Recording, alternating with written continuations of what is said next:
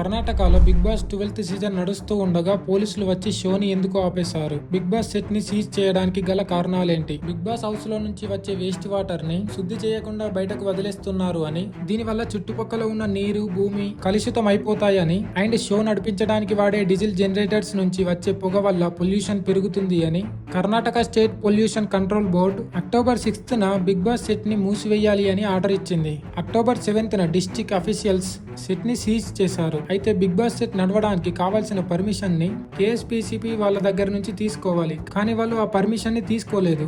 Permission తీసుకోకపోవడంతో contestants ని వేరే place కి షిఫ్ట్ చేసి సెట్ కి తాళం వేశారు అండ్ కరెంట్ సప్లైని కూడా ఆపేశారు. దీని తర్వాత అక్టోబర్ 9th రామ్నగర్ జిల్లా కమిషనర్ షో నడపడానికి తాత్కాలికంగా 10 రోజుల పాటు షూటింగ్ చేసుకోవడానికి అనుమతిచ్చాడు. అయితే ఈ షూటింగ్ కొంతకాలం వరకే కొనసాగుతుంది. సీజన్ మొత్తాన్ని పూర్తిగా షూట్ చేయాలి అంటే కేఎస్పీసీబీ దగ్గర నుంచి పర్మిషన్ తీసుకోవాలి. అయితే ఈ సీజన్ మొత్తం షూటింగ్ జరగాల లేదా అన్నది పొల్యూషన్ బోర్డు పైన ఆధారపడి ఉంది.